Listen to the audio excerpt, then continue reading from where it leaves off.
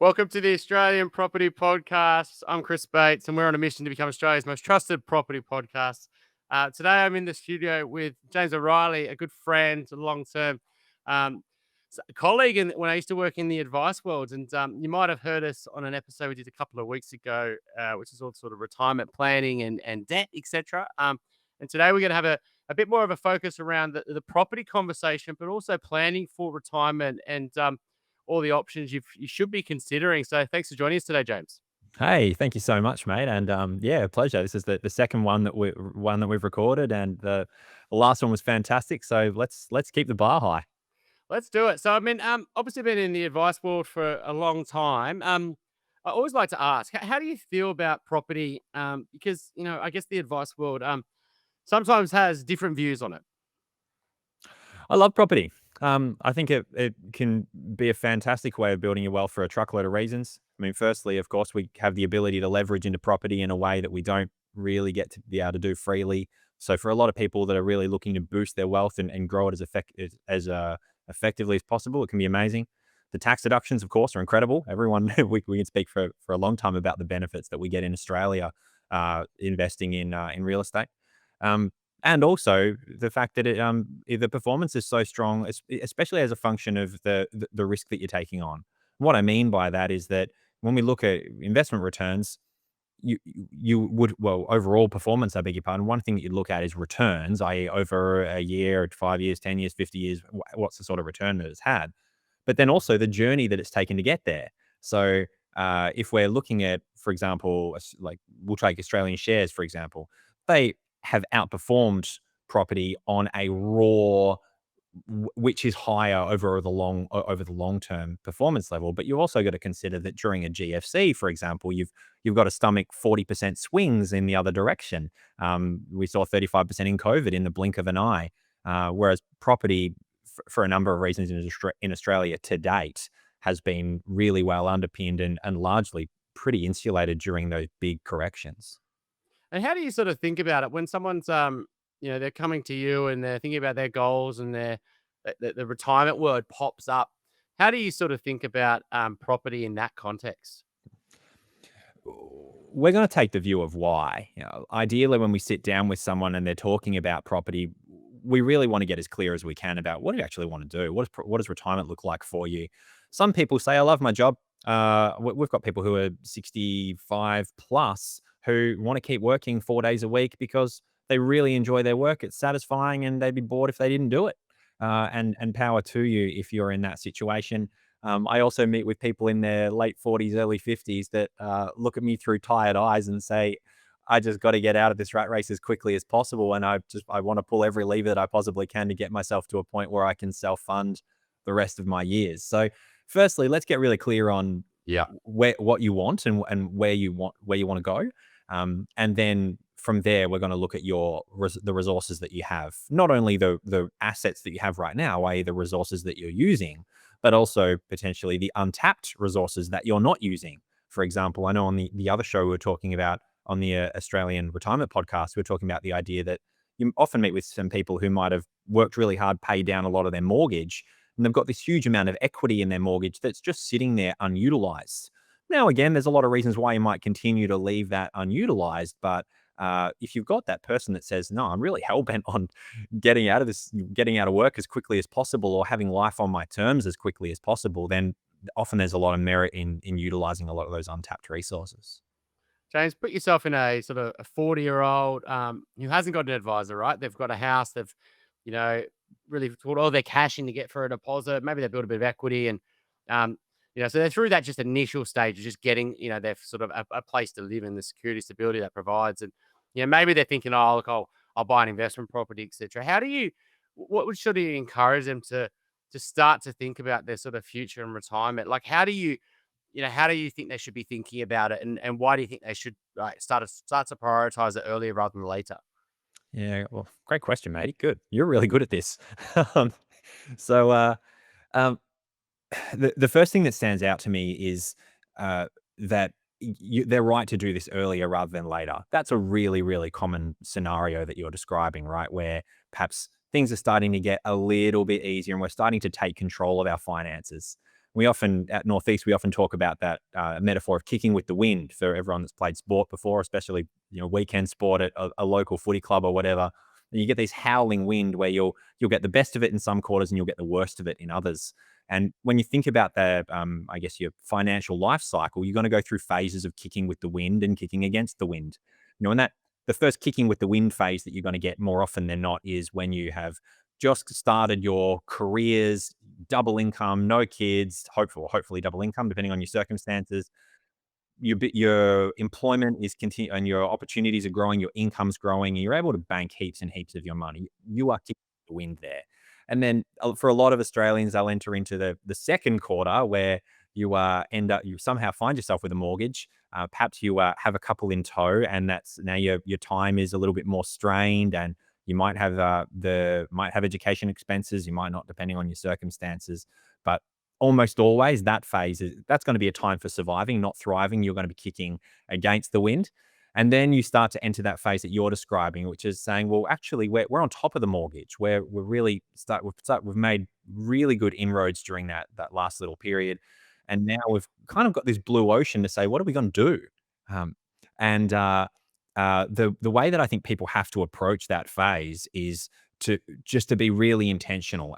A really big mistake that we see, I know that you would have seen this a bunch of times, is someone who's perhaps 50 and you look at their composition of assets and you think, this is so haphazard. You've just, at every opportunity there's been a chance to buy something, you've just kind of bought something. You haven't really thought about how that plays into your broader plans and what you want to achieve in your lives, and maybe the fact that you want more flexibility, or you don't like working 5 days a week, or you want to take that big trip around Australia for a year, or whatever it is that you value. And so when you are lucky enough to get to that next phase where you once again are kicking with the wind, and hopefully that's a long phase in your life, let's be really, really intentional about what we're acquiring and make sure that we're getting really good quality assets to maximize that position that we're in. I love that. I've never heard that before. I like even the 4 quarters. I think plays itself into the AFL space rather than football, right? Because it's like that initial stage, which a lot of people miss that kicking with the wind, right? The wind is actually holidays, travel, partying, whatever it might be at those ages, and that's a really good opportunity. And then they get to that second stage, and home ownership rates are sort of pushing out when people they're upgrading their home or they're getting their homes. They take on the most debt, and then you're right, they go to either one income or 1.5 incomes, and then childcare costs. And you're right, those years are survival, not thriving. And when you come out of that, I think it's good is to flip the switch. You've come out of that, and actually now it's a case of really start to use the power of equity, and maybe your income's a little bit better, and maybe your expenses aren't, and school costs have reduced, or childcare, etc., and kick with that wins. Where do people get it wrong though? Like, from your point of view in retirement planning, is instead of that being maybe just a compounding process of making every year just making small tweaks, and trying to improve their income and trying to save, like, where do people basically blow up their retirement, where they maybe just follow the wrong things? Uh, One of the obvious things that stands out to me is the idea of collecting the wrong assets. Like we spoke before about the importance of being intentional with that.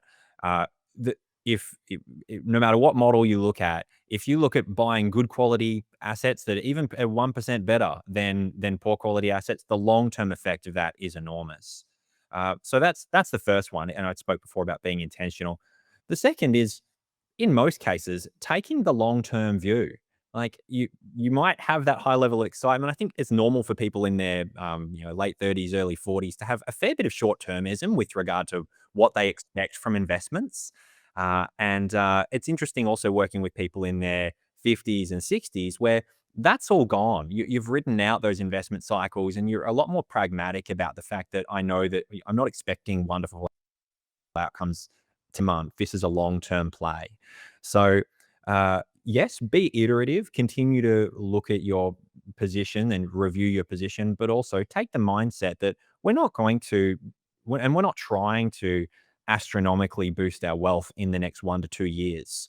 We're trying to create the conditions where we'll be, let's say for simplicity, 5, 10 years away, and say, hey, we're really glad we made those decisions. And then perhaps 15 years away, or 15 years into the future, saying, those decisions have really laid the foundation for us to have life on our terms. You really are. It's kind of like the circle of life, right? You're right when they're maybe in your 20s and 30s, it's all about picking stocks, trying to play in crypto. Like you've got the most time more than ever, right? You maybe got 60, 70 years of living left. And sometimes they've got the smallest view because they're trying to play catch up. They're like just the fear or the anxiety that a lot of people have is that, they've got to build money for a housing deposit and they start playing with assets that really they should just be, like you say, playing the long term view. And maybe people also have that, they get that view and they get a bit wiser and they're in their 30s, 40s, and they're like, no, I'm doing this for my when I'm, 20, 30 years down the line. But I feel like when people get maybe a bit closer to their retirement, they kind of flip, don't they? Particularly if they have left it a bit late, they get this short term view, which even just makes it even worse, right? They're behind and now they're risking what they have got to try to play catch up. Do you have to sort of stop a lot of clients, maybe trying to play catch up too fast? Yeah, absolutely. Yeah, and that comes more often than not when you sit down with people. They might reach out to you and say, "Hey, I'm so overwork. It's I got to get out of here. I'd like to retire in the next 1 to 2 years." Maybe I've got a real example of this for someone who's 58 years old right now, and we and quite early in that journey. Uh, One of the most valuable things I felt that we could do was reset those expectations that the level of risk that we need to take in order to get that optimal path out to get you to 60, only a few years away, and say, okay, I'm done, is too much to bear. If you'd come in at 55 or 53 or a different time frame, and we had the advantage in that longer time frame to make changes, and so be it. And it's a shame that in 2 years' time, that most of your mates are going to be teeing off on that golf course on a Wednesday afternoon, and you're not going to be doing it. You'll still be at work, but retempering people's expectations that the safe way for you to be able to confidently retire without the variance of saying, oh, sorry, something went wrong, whether it was investment markets, tax legislation, whatever, we couldn't quite get you that outcome. The safe way here is to start early and also be prepared to accept that these are big plans. Taking total control of your financial life, whether it's whatever you're investing in, it takes time. In most cases, most people can't achieve it in 12 to 18 months. You need a longer runway. What do you do to sort of encourage people to like really connect with their retirement? It's really hard to think about your future self, right? Do things today for your tomorrow. How do you sort of get people, I guess, a bit more excited about something that's so far down the line and to actually make the behavioral change to make it happen? Maybe they've got to make lifestyle compromises. Maybe they've got to make cutbacks. Maybe they've just got to be a bit more intentional about how they spend money. How do you sort of flip that switch to get someone to actually do something for their future self? Oh, I love this question, mate, because I've played with this question for years and years, and ultimately adjusted our model and the way that we do things to try to fix that problem. So, allow me to geek out on this for a little bit, and I will answer the question. Um, During the depths of COVID, I live in Melbourne, and so we're all just locked at home drinking wine. And after a while, you get bored of drinking wine, and so I was playing with this question that I had, and I had it for a little while. And the thinking was that often we get like our advice process is the same for everyone. The process that people go through. Some people really resonate with it. They get amazing outcomes, happy days, and some people stagnate. And it's really hard to determine who's who, and until they actually either thrive or stagnate. And so I had these Post-it notes on my wall, and I marked their basically my perception of their financial strength versus their financial progress on like a little XY type chart, just putting Post-it notes everywhere, and then trying to work out like what are the common themes? Why do some people do really, really well and others not so? And the strongest theme that I could find with like more than 100 Post-it notes on the wall, the strongest theme that I could find was that the people that did really well had short to medium term goals, like financial goals that they were emotionally connected to. And the people that even same income, same circumstances, like on paper, same sort of person, but someone whose goals are a lot further down the road. In 10 years, I'd like to do this. In 5 years, I'd like to do this. And the further your goals are, the lower your emotional connection to them, to the extent where they're going to actually dictate your behavior. And as I've said this to many people in the past, but to give you the obvious example, mate, if we let's imagine that I said to you, Chris, tonight we're going to go out and drink 12 beers, and we're not going to stop till we've both had 12 beers. you would naturally think to Chris tomorrow and the things that you've got to do and how that doesn't plug in with your life, presumably. And I dare say you're probably going to say no to me.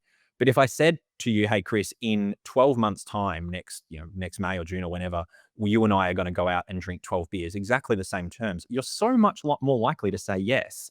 The pain's still the same. You're still going to have the same workload in 12 months as you do today, but your emotional connection to that pain is so much lower. And so it doesn't drive your behavior. It doesn't change things.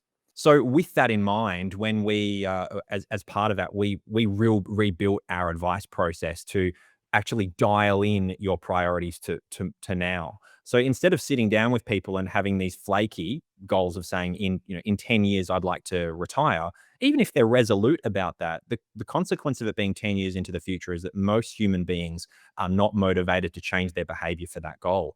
So let's actually pull this in, and we do what we call a 5-year design. So let's picture what your best life would look like in 5 years' time. And in part, of course, that's in part in pursuit to where you're going. And then we're dialing it down even more. That means at the end of year one, we need to be here, 2 here, 3 here, 4 here, 5 here. And so all the time when you meet with people, like we can't mess around. In somewhere under 12 months, we said we were going to be at this point with your finances. And sometimes that will mean we wanted to purchase an investment property, or we wanted to get a conclusion with what you're doing with your home, or change your jobs, or whatever it is. And there's always this short-term stuff to make sure that people don't lag on their decisions and we keep moving forward.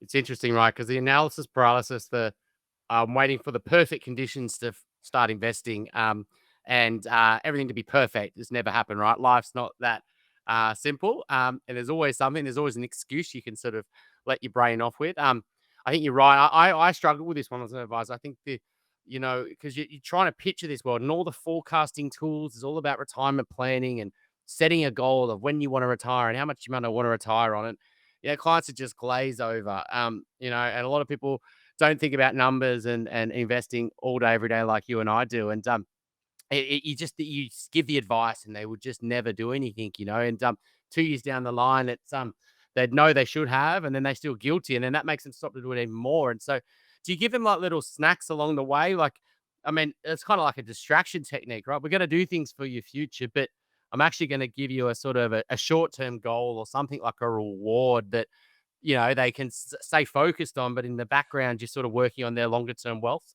Yeah, 100%. Yeah. So like we meet with all of our members quarterly, and that quarterly cadence really is like, how are we going? Whereabouts are we up to? Here were the things that you had to do over this quarter. Here's the stuff that we had to do. So it's very objective for exactly that reason. Like, let's just, you, what's that great expression? You take care of the scoreboard, and focus on the game, and the scoreboard will take care of itself. And so the same stuff.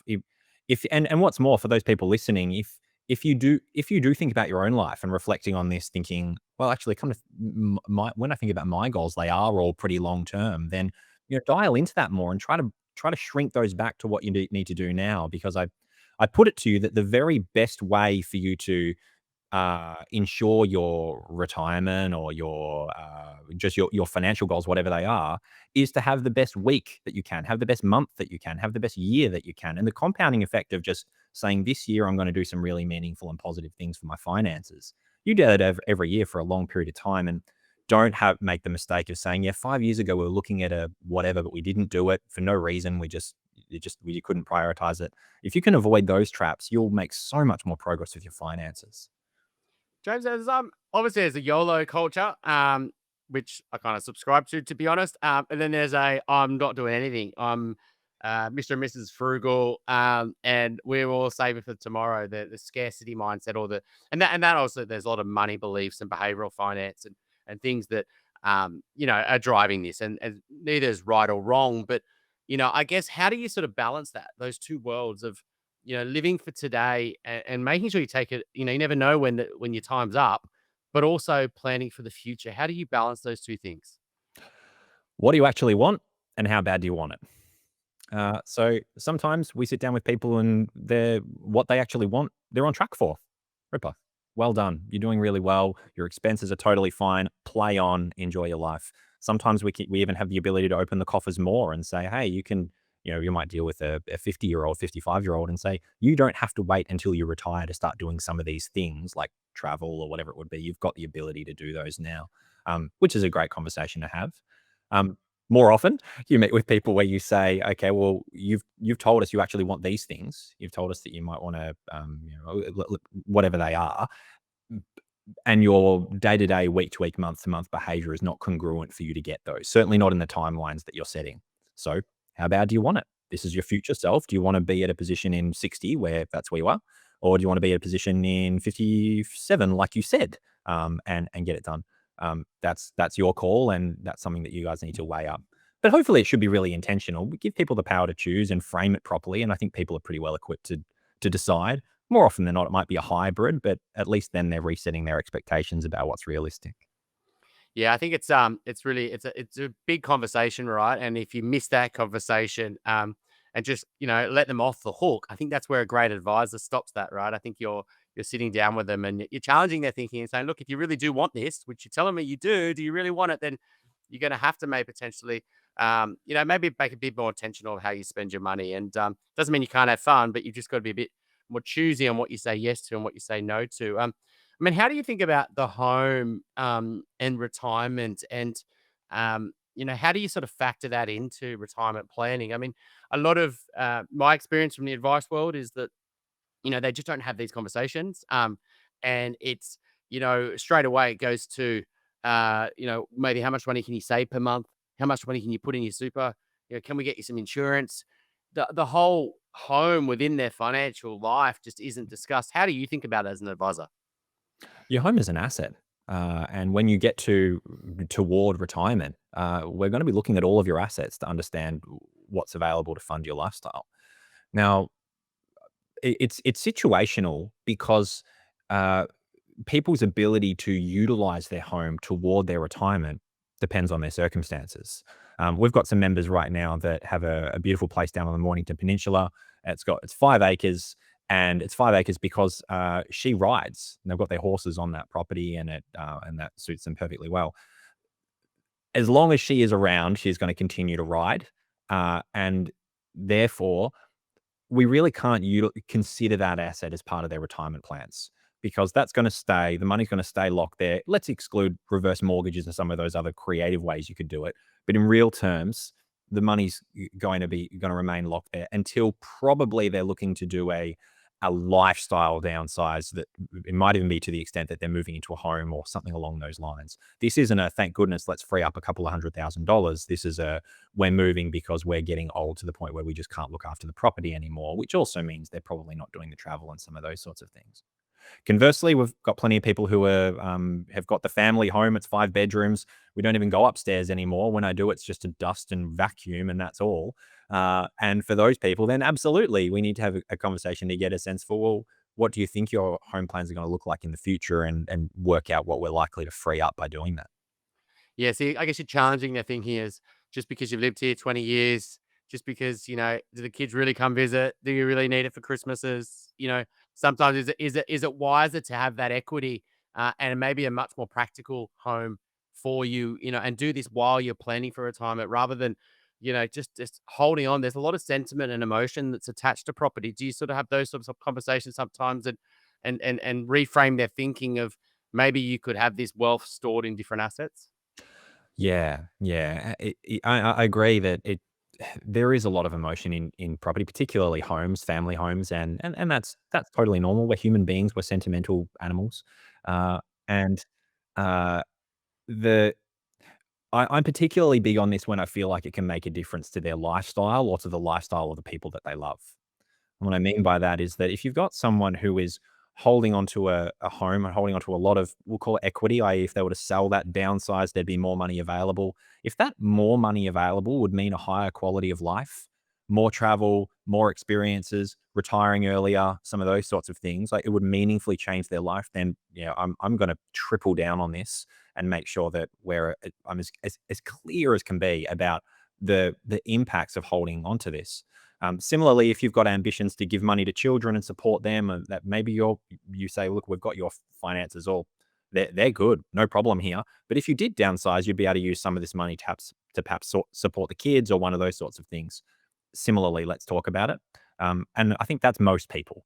It's rare that you get someone that you say, look, if you were to sell this property and release all this equity, it would make absolutely no difference in your financial life or your decisions or the decisions of the people that you love and care about. And if you're there right now, then power to you.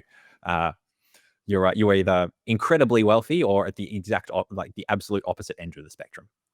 Yeah, I think a lot of like maybe 50, 60-year-olds have had parents, obviously, 20, 30 years ahead of that, maybe not 30 back in the day, but and they've got all the way through to retirement. They've had very little assets besides their family home. They're probably living off the pension. They're probably saving their pension. They are, living pretty frugally. And then when they finally do pass on after the surviving partner, they maybe haven't lived the life they could have lived, and they've got an enormous amount of equity in their home just because they had a house in a capital city. And I guess they could have maybe downsized or lived a better life or traveled or give money to their kids, but they haven't because it was always about, giving the house to the kids. And I think I do think the next generation's changing. I mean, how do that's a goal for a lot of people maybe in their retirement plan is not just thinking about themselves and making sure they've got enough, cash to support their retirement, but, setting the next generation up to how do you sort of deal with that goal for a lot of, 40, 50-year-olds thinking about retirement, also helping the kids?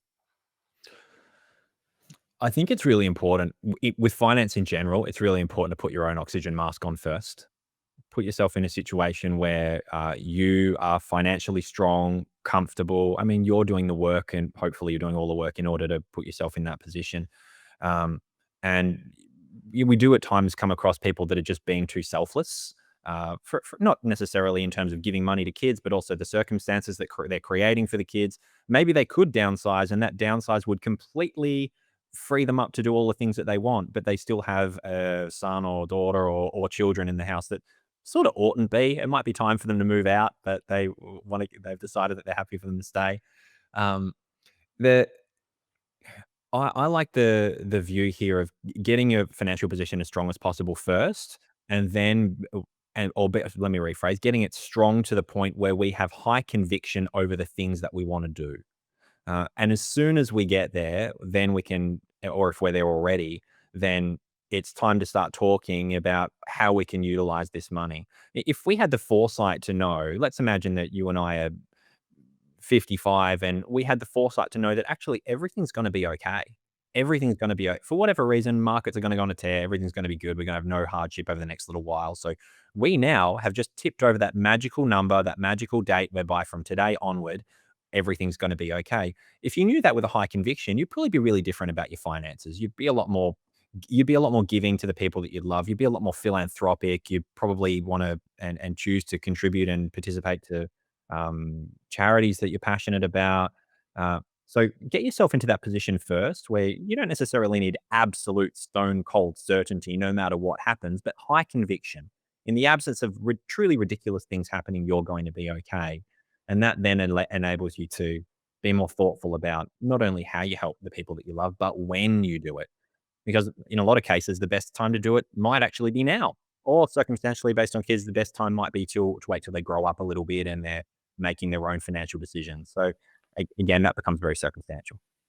I love some of your sayings. I mean, kicking with the wind was good, but putting your own oxygen mask on first was equally as good. And I think that's the right way to think about it. I think I've seen this many times. Is all of a sudden, clients haven't even sorted out their home, and they're like, I want to buy two properties for each one for one of my kids, and I'm like, hang on a sec. Let's just get you ahead first. Let's just get you on top of your finances here and think about family wealth.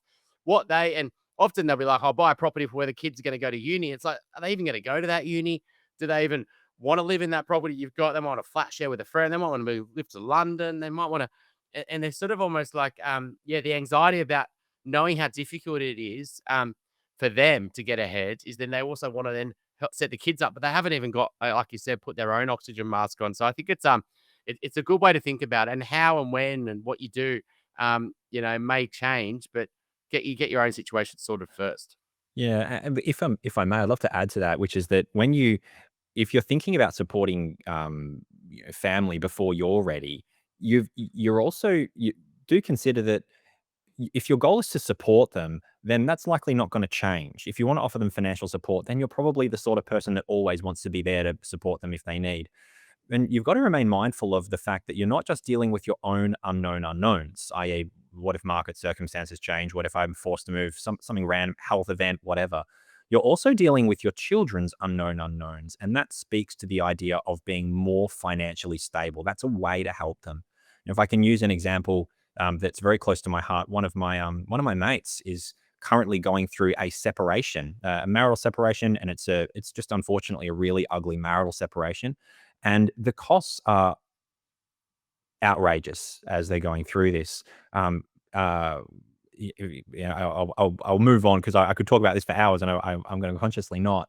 But the costs are staggering, and his parents are now financially supporting him to go through that separation and make sure that everything is done optimally. And um, the for his parents, that cost is big. They weren't anticipating that in their or that late 60s, early 70s, that they would suddenly have tens and tens and tens of thousands of dollars of costs that aren't even theirs, that just have appeared out of nowhere, but they're happy to spend that money because that they want to support their son and they feel like that's the right thing. So it, there's a lot of things that can happen where you'll feel the need to support your children. So again, that reaffirms the idea that you put yourself in a really strong position, and that enables you to have more conviction around how you help them in the future and when you do.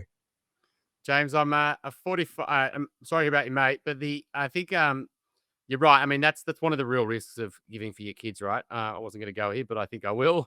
And we've said it time and time again where couples come with us, they maybe use a guarantor loan from parents, and they've coupled up, and if they did break up, they wouldn't be able to support the mortgage, and they're potentially buying maybe sometimes risky assets. Hence why they're going for a guarantor loan. They're just trying to play catch up, and then all of a sudden there's a breakup. And I haven't seen this many times over the years. We've stopped clients doing guarantor loans because of this. But yeah, and then that debt's fallen onto the parents.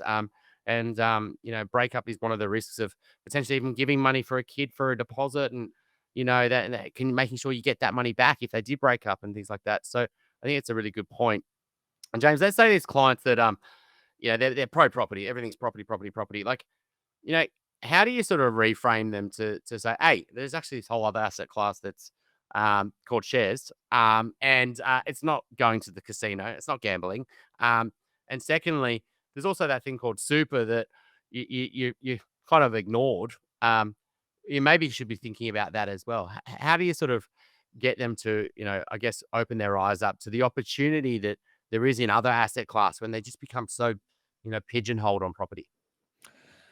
Yeah, it's I think that or I'd like to think that as time goes by, we're probably gonna see less and less people pigeonholed to property because I think that's in many respects, that's a generational thing. I welcome your comments. You'd know that better than I would. Uh, I when we're sitting down with people who meet that brief right now, there's, um, i in most cases, it makes a truckload of sense to want to better diversify. Everyone, I think most people understand the importance of diversifying and not having all of your eggs in one basket. And when we sit down with these people that have got 7 properties, for example, and no other investment assets and $100,000 in superannuation or something along those lines, they're just not well diversified. Now, Australia's property market has done incredibly well, and I see no reason why over the medium to at least the medium term, it shouldn't continue to do well in a broad sense. There's lots of things that are underpinning that. But equally, we don't have any recency bias about poor property performance at all. If we think about, was it, I think Ireland 2008, during the GFC, I think property in Ireland fell by like 45% or something astronomical. Uh, we're not likely to see those sorts of falls. But the point is that if one of those events were to happen, it would probably completely shift people's perspectives around property and shift people's optimism. We tend to only remember the events that have happened, and property's been so rosy for so long that it's not uncommon to meet someone that says, "Well, property's going to continue to be rosy forever because that's how it's been for as long as I can remember."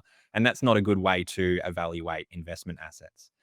So the benefit that you have with being better diversified to, for example, shares and indeed we'll say superannuation in the sense that that's a vehicle very commonly you'll have shares and managed funds held within your superannuation, is that you have so much better access to capital. If you want money for whatever purpose, and if you're trying to drip feed a retirement, well, you can't sell the back porch, you can't sell the house brick by brick, which we talked about in our other podcast on the Australian Retirement Podcast. You you're more likely than not going to have to sell these properties in big lump sum transactions, almost always triggering big lump sum capital gains tax that could be avoidable if we were able to sell this off incrementally. So there's a huge amount of value in just at least initially putting your toes into the water to look at another investment, and again taking a long-term view. If you expect shares to outperform over indeed perform well over a week or a month, then you're going to be bitterly disappointed. But if you are willing to take a long-term view and diversify your assets, you'll be better for it. I think that's exactly right. I think it's reframing their thinking that, okay, maybe it's not going to have the same exposure, but let's start to diversify. Let's build some other assets. I think superannuation's just got such a bad name to it. Like you said, it should just be seen as their share portfolio, really, because that's often what you're basically buying there. And start to get some control over that. So just actually investigate, be a bit more curious around it, and look at the returns and start to compare your property returns. I think people just get so, oh, I've got a bit more equity here, I've just got to keep going property, property, property. And there's a lot of benefits of diversification and starting to build those asset pools that are a bit more liquid, right? James, if you're going to finish this off with concessional contributions into super, people don't really understand it, I feel. And that's not through their fault, but what's the opportunity people missing when they come back in their 50s and they just haven't put any extra money into super? They've just put their 11.5, 12% into super now, and haven't topped it up over many years. Yeah, I think it's material. There's two real benefits of putting money into superannuation in your 40s and 50s, as far as I'm concerned. The first is obvious. I think we all know it. It's the tax saving. If you're putting money into superannuation and you're claiming a concessional contribution on that, so it might be done via salary sacrifice, asking your employer to take some of your salary and put it into super, or alternatively doing it voluntarily, having some leftover money either during the year or at the end of the year and saying, all right, I can put this in and I can claim a tax deduction on that money. So there's an immediate financial benefit. Depending on your tax rate, it's not uncommon to say, look, I could put, for example, $10,000 into superannuation at the end of the financial year, and after tax, I'm going to get around $2,000 back, just like a 20% uplift on my money. It'll continue to be invested. Happy days. So that's terrific. But the second benefit that exists is that it's a forced saving strategy. Now, we talked before about kicking with the wind, kicking against the wind. When you enter that phase of life where you are once again kicking with the wind, my experience is that that's often when people's financial habits tend to get a little bit loose. And sometimes they can get too loose because all of a sudden you've got all this extra surplus cash flow, and we're pretty good at telling ourselves that we deserve whatever it is we're looking to buy or do. And so that's where you'll get the big indulgent holidays, and you'll get the you'll get the much more expensive car than probably you should be driving right now, and some of those other things. If the benefit of putting money into whether it's super or most any other asset, but super is a great example here because, of course, the money's locked away, is that it's forcing a saving strategy during that period. So yes, we're kicking with the wind, and let's use as much of this as possible to be effective and not get caught up with the fact that we can actually become a little bit careless now because things are a lot easier than they used to be. Oh, I love that. And I think you're right. The tax savings people don't really understand. And the forced savings element is kind of like a home loan. I think, if there's mortgage repayments, or sometimes, that's one of the positives of the property market over the years. It's if people had that money in the bank account and, just made the choice of paying off the home loans, maybe they wouldn't have. Maybe you're right. They would have just done it on lifestyle spending. But paying that mortgage, that principal off every month is similar to, topping your super fund up. And I'd really encourage people to consider, looking at that as an option for them. James, if people want to get in touch, what's the best way? Well, firstly, in a Rask setting, I'm the co-host of the Australian Retirement Podcast, so feel free to jump over to that. That's I'm not going to say as good as the Australian Property Podcast, but we're doing the best that we can, and that is a really good source of financial goodness to your ears every Thursday. Alternatively, if you want to get in touch with Northeast, then you're welcome to do that. You can go to northeastwealth.com.au and feel free to get in touch via there, or alternatively through LinkedIn or any of the other channels. I'd love to hear from you. Thanks, James. Always enjoy the chats, mate. We've known each other for a long time, and I'm looking forward already to the next one. Thanks for coming on. Likewise, mate. Pleasure to be on. Thanks very much. Thanks for watching this video on the Rask Network. While you're here, don't forget to like and subscribe so you can get videos each and every day on business, finance, investing, and so much more.